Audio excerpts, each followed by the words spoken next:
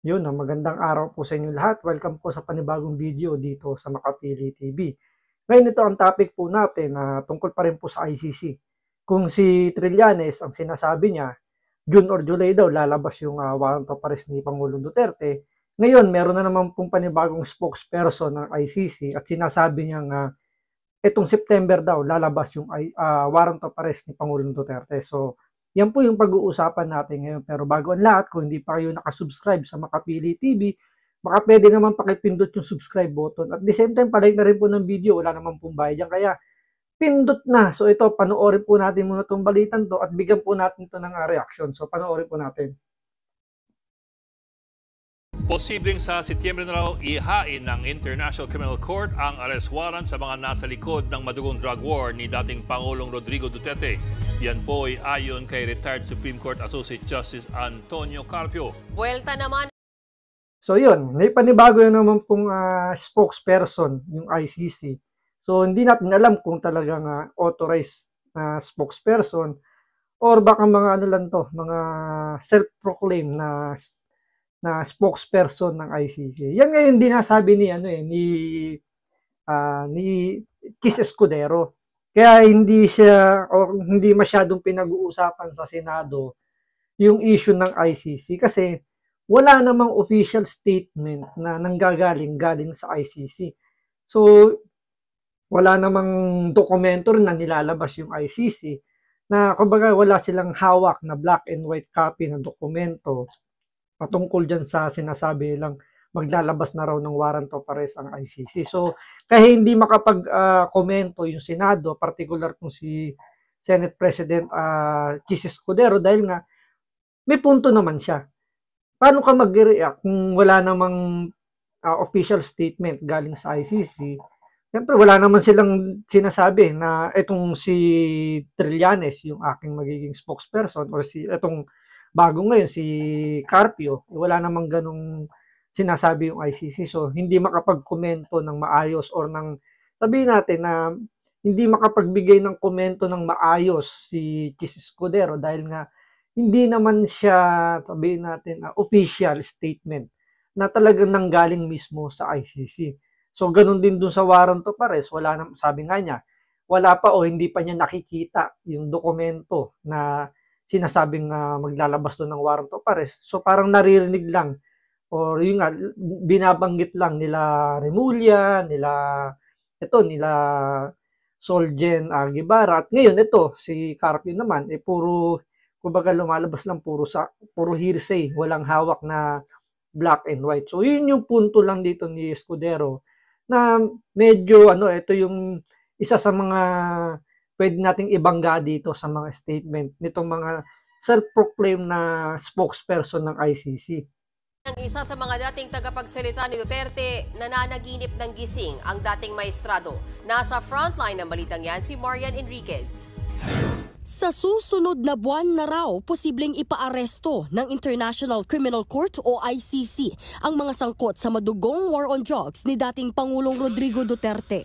Yan ang ibinunyag ni retired Supreme Court Senior Associate Justice Antonio Carpio sa panayam sa kanya ng political analyst na si Richard Heydarian. I think the day of reckoning is coming closer because what I'm hearing is that a warrant of arrest will be issued by the ICC sometime in September.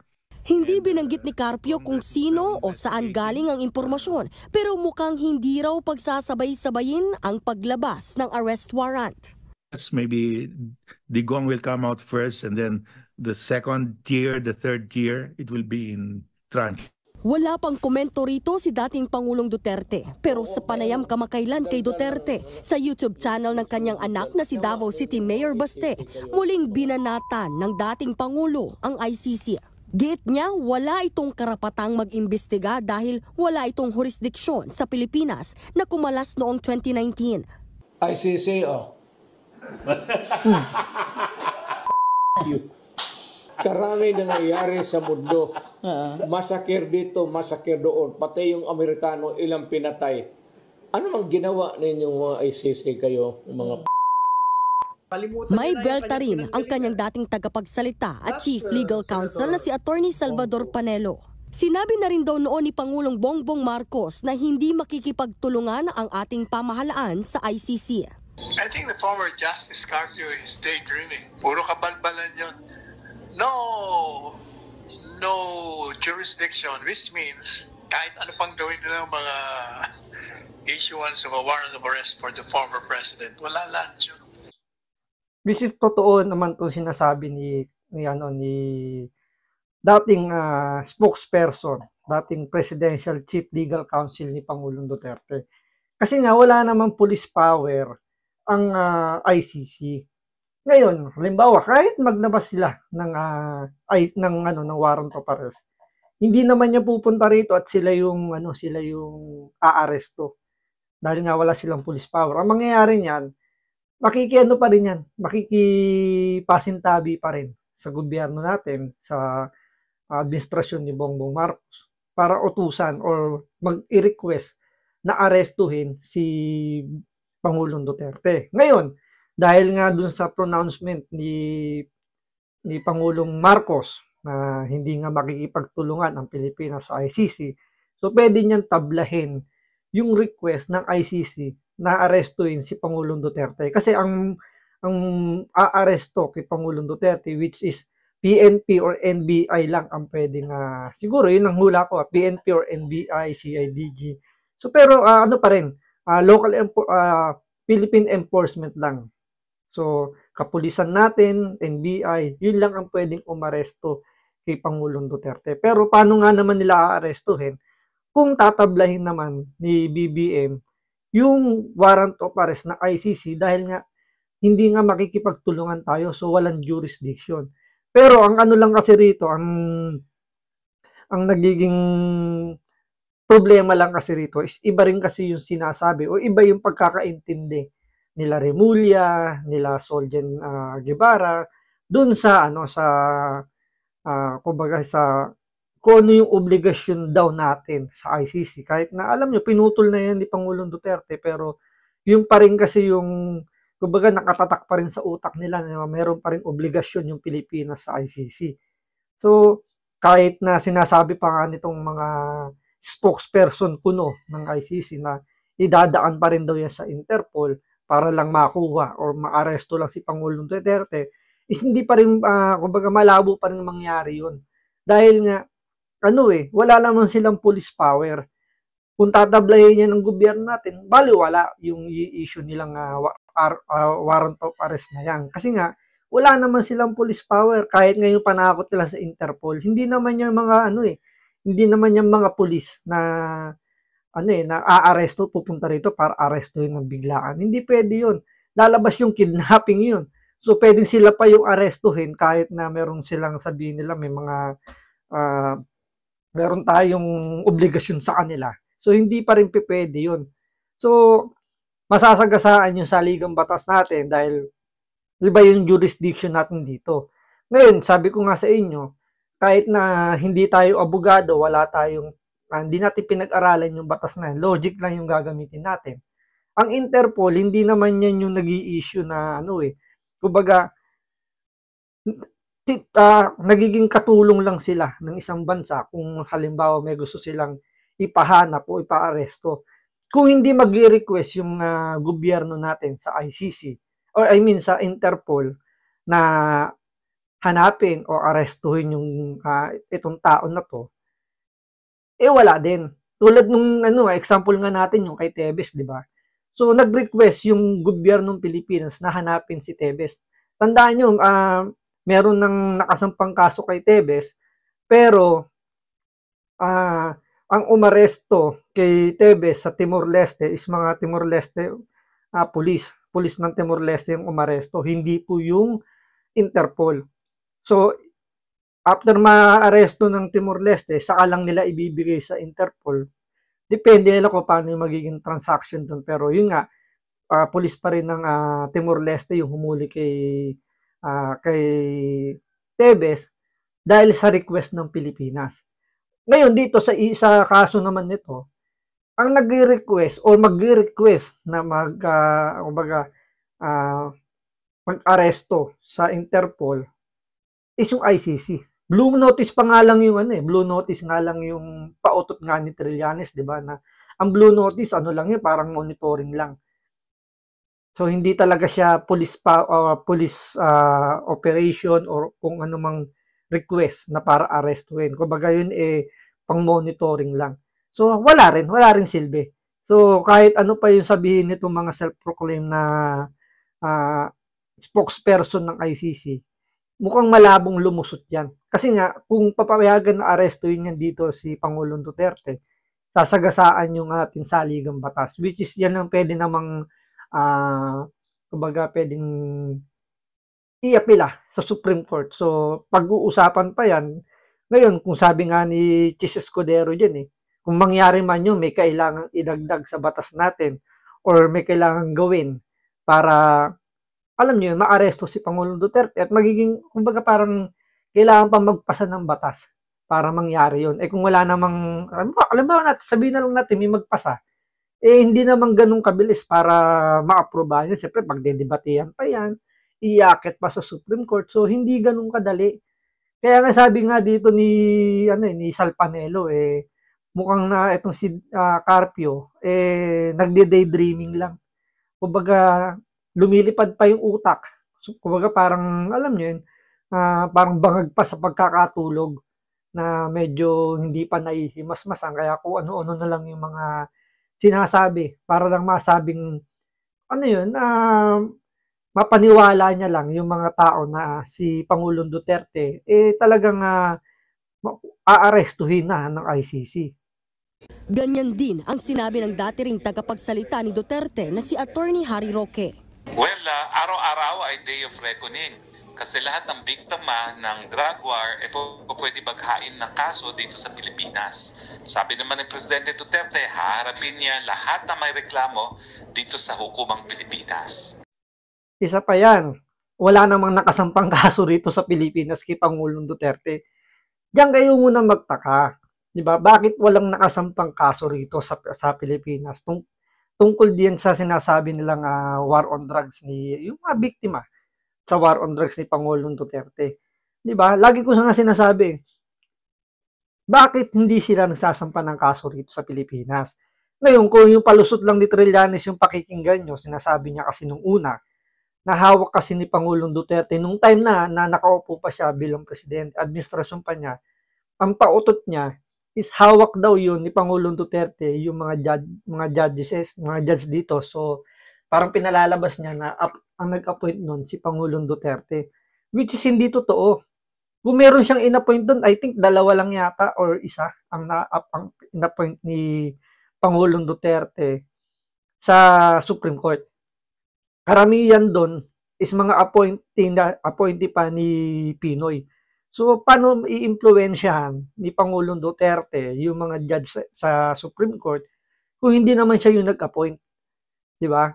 Ngayon, sabi nga dito ni Harry Roque, magsampa ng kaso rito sa bansa natin, sa Pilipinas, para haharapin naman ni Pangulong Duterte.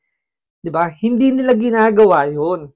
Kasi kapag yan dininig na ng korte natin dito, hindi na yan pwedeng pag-usapan.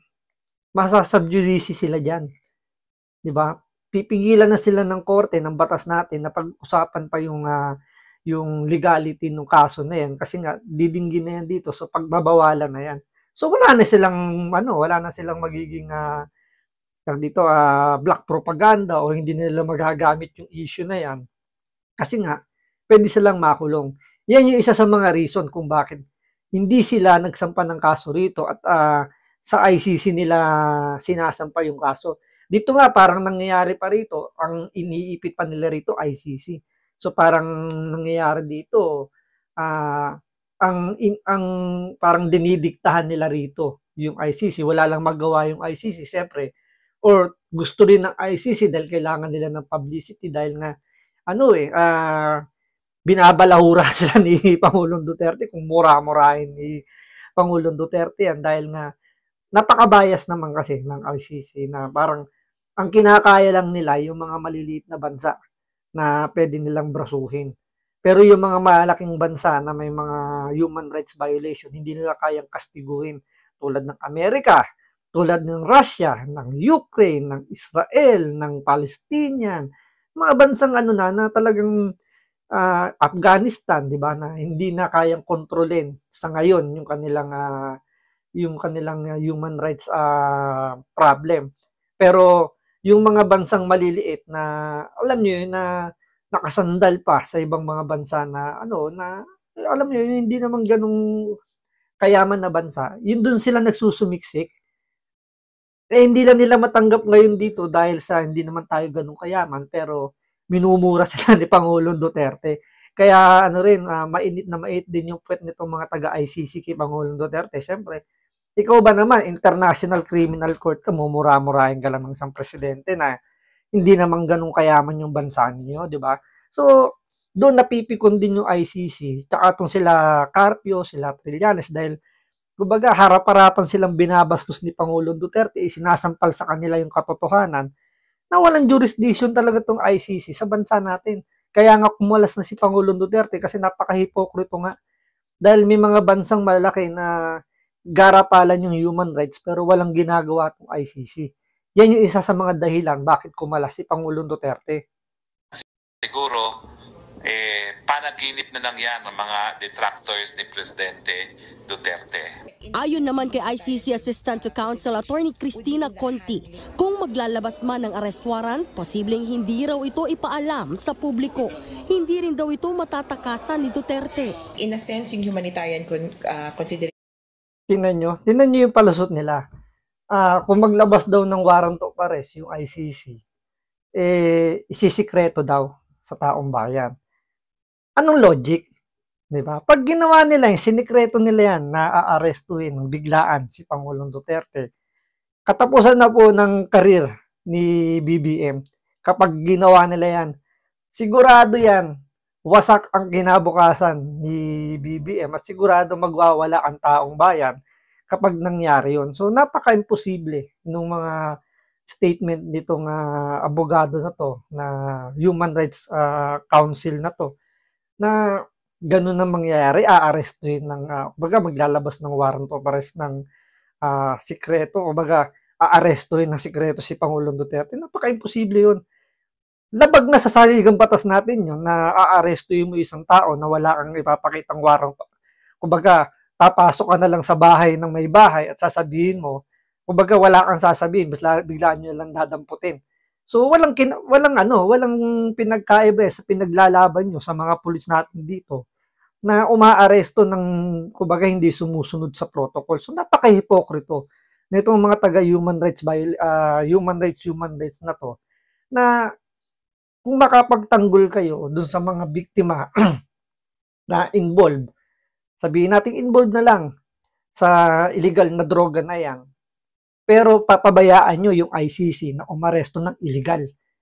Diba? Na wala man lang silang ipapakita na dokumento para sabihin legal yung kailang gagawin. So napaka-hipokrito ng taga-ICC, taga-human rights. Would be in the handling of the prisoner. Siguro, hindi ipoposas, but age does not excuse you from any accountability. At kahit sabihin na nating matandang-matanda ka na, ay haharap ka pa rin sa korte. Duda naman si Conti na mapoprotektahan ng Senado si Senator Bato de la Rosa na pangunahing suspect sa drug war investigation. Hindi rin daw maharang ng anumang panukalang batas ang arrest warrant mula sa ICC. Parang ito, ang objective nitong batas na gagawin niya ay para sa kanya, para maprotektahan siya. That is to... Tingnan niyo yung statement nito. Halos parehas ng statement ni Trillanes. Na pag si Trillanes, nung time na yon entitled, karapatan niya na ipagtanggol siya ng Senado. Pero pag si De La Rosa na yung poprotektahan ng Senado, hindi na pwede. Tandaan nyo, ang unang rules ng Senado tungkol sa pag-aresto sa mga senador is bawal silang arestuhin during session. Ngayon, in-extend yun pagdating kay Trillanes. Dahil siyempre, kailangan nila babyin si Trillanes. Alam naman nila na self-entitled dyan. At bigla na lang nangangagat. So, in-extend. So, hindi pwedeng arestuhin ng isang senador kapag nasa loob ng Senado. Kaya nga 'di ba, ginawang motel ni Trillanes yung Senado dahil ayaw niya magpa-aresto dito sa mga pulis natin nung time na ise-serve na sa kanya yung warrant of arrest. 'Di ba? Yun yung nangyari.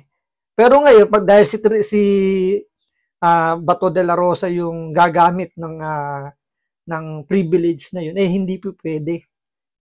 Kita niyo yung yung galaw din nitong taga human rights. Parehas na parehas sa sinasabi ni Trillanes. So si Trillanes entitled nung panahon na yun, kumbaga kailangan siya i-baby, pero pag dahil wala na siya sa Senado, eh hindi na pwede yun. Kailangan ipatupad yung dapat ipatupad. So talagang medyo magiging masalimuot talaga yung proseso na itong pag-aresto dito kay Senator Bato. So yan ang abangan natin. September daw, sabi ni Carpio, lalabas daw yung warrant of arrest ni Pangulo Duterte. So, antayin natin kung ano yung magiging action dito ng gobyerno ni Bongbong Marcos. So, maraming salamat sa panonood. Ingat po kayo lagi. God bless.